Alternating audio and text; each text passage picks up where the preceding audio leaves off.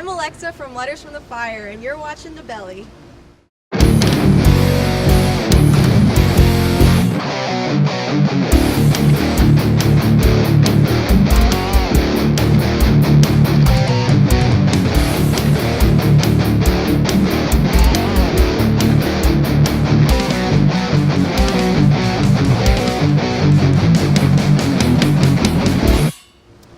Hi, it's Dave from DaBelly. We're at Club Red today. Oh, a wave, a wave. We're at Club Red today here in Phoenix, and we're going to talk to Alexa from Letters from the Fire. How are you doing today? I'm doing great. How are you doing? Okay. That's good. It's getting better now. It's later in the day. The sun's going down. I think we're doing well. Yeah, we got a nice breeze going yes, on. Yes. Congratulations on the new record. It's exciting. It's been out for 3-4 days now, since Friday.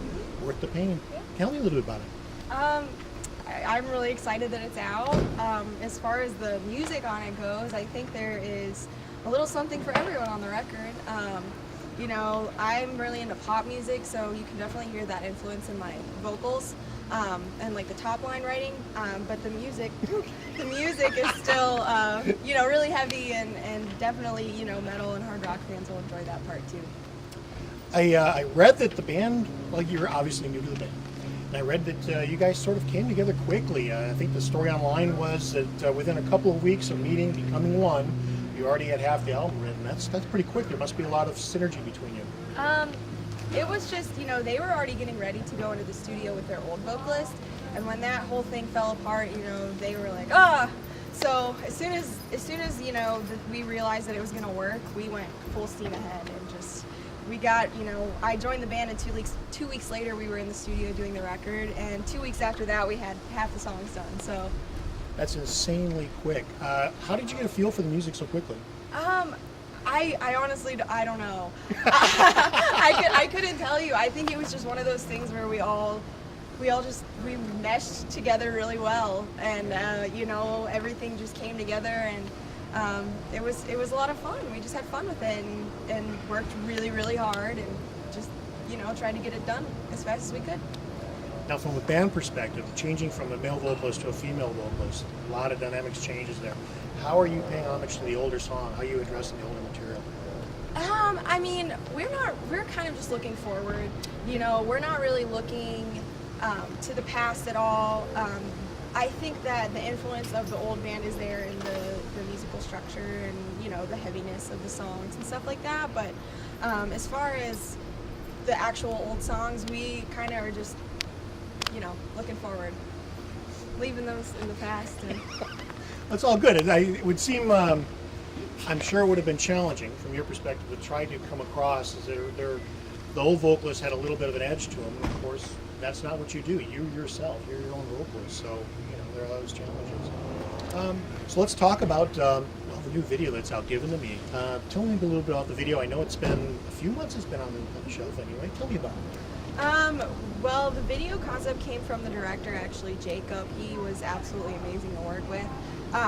He came to us with the treatment, and we read it, and we said, whoa, that's really, you know, it's a really cool concept. So I don't want to give away any spoilers if you haven't seen the video yet, because there's definitely a twist ending. But if you haven't seen it yet, you should check it out. I think it's a really cool video. We put a lot of effort into that, so. A little creepy, that location, a bit of a meat locker. Oh yeah. Yeah, very like Saw vibe down there. It was kind of like, well, it was very creepy, but you know, after being down there all morning and afternoon filming, we were like, oh God, it's really hard to breathe down here. Like, I wonder what mold and whatever's in the air. So we, you know, after that we kind of like, we left, but. Price we pay for rock and roll. How did you do the video in one day? Yeah, we actually did. So the band did their performance takes in the morning till lunch. We broke for lunch, and then the afternoon was the storyline. So yeah, it was just one day, but it was a long, long day. Yeah, I can imagine. Yeah. Those videos usually are. Video shoots usually are.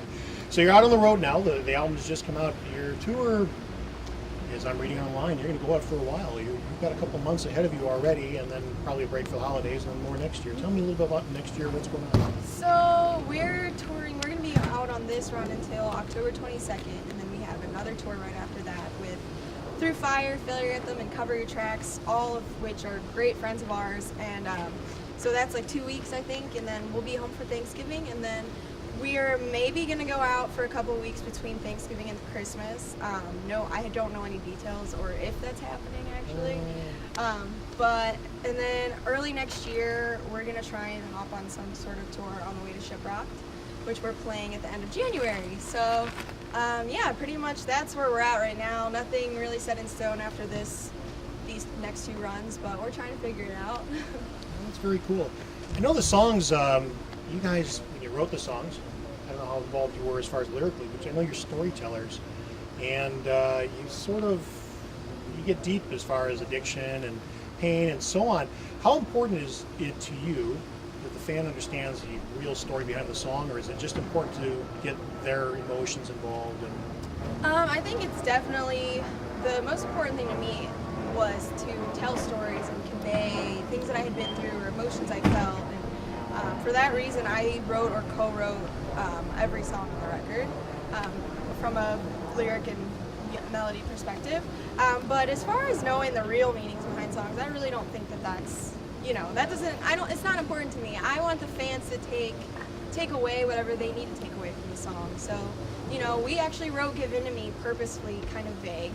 We made it seem like one thing and it's about another. So I like to see what people think the songs are about, and if they want to know what it's actually about, I'll tell them. But I think it's kind of cool to see their interpretations and stuff. Sometimes they're completely off base, and other times it's funny how close they get. Yeah. It's kind of scary.